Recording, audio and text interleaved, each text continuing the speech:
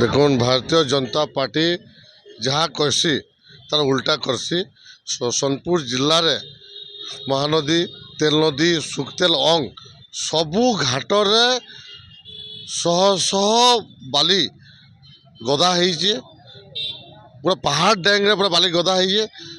ଗତ କିଛି ଦିନ ଆଗରୁ ଜବତ ବି ହେଇଥିଲା, ସବୁ ଜାଗାରେ ଜବତ ହଉଛେ। ତ ଇନେ ବାଲି ମାଫିଆ ମାନେ ବହୁତ ସକ୍ରିୟ ଅଛନ୍। ଯେନ୍ ମାନେ ବାଲିର ଚୋରି ବାବଦରେ କହୁଛନ୍ ତାଙ୍କୁ ଥ୍ରେଟନିଂ, ଜୀବନ ପ୍ରତି ବିପଦ ଥ୍ରେଟନିଂ ବି ଦଉଛନ୍। ତ ମୁଇଁ ପ୍ରଶାସନକେ କହିମି, କଲେକ୍ଟରଙ୍କୁ ବି, ରାଜସ୍ୱ ମନ୍ତ୍ରୀଙ୍କୁ କହିମି ଯେ ଯେନ୍ ହିତାଧିକାରୀ ଇନ୍ଦିରା ଆବାସଟି ବନଉଛେ, ଆଜି ବାଲିର ସେ କେନୁ ବାଲି ଆନବା? ସେ ଟ୍ରାକ୍ଟରରେ ବାଲି ଧରଲେ, ତହସିଲଦାର ଧରଲେ, ବାଲି ଚୋରାରେ ଧରଲେ, ମାଫିଆ ମାନଙ୍କର କବଜାରେ। ଆମର ସୋନପୁର ଜିଲ୍ଲାର ବାଲି ବାହାରକେ, ଓଡ଼ିଶା ବାହାରକେ ବି ଚାଲାନ ହଉଛି, କିନ୍ତୁ ସୋନପୁର ଜିଲ୍ଲାର ଇନ୍ଦିରା ଆବାସ ହିତାଧିକାରୀ ବାଲି ନାଇଁ ପାଇବାର।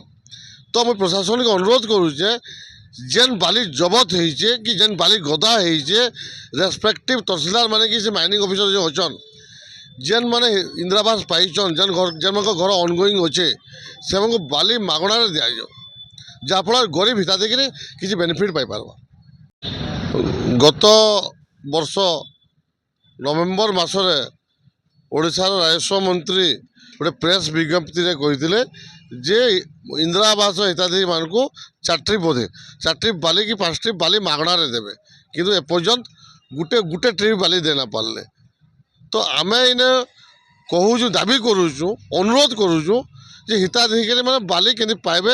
ଯେନ୍ ଜବତ ହେଇଥିବା ବାଲି, ଯେନ୍ ଜବତ କରୁଛନ୍ ବାଲି, ତାଙ୍କୁ ଗୋଟେ ପ୍ରୋସେସ୍ରେ ତାଙ୍କୁ କିନ୍ତୁ ହିତାଧିକାରୀଙ୍କ ପାଖେ ପହଞ୍ଚିବା, ମାଗଣାରେ ପହଞ୍ଚିବା, ସେ ବ୍ୟବସ୍ଥା ସରକାର କରୁନ୍।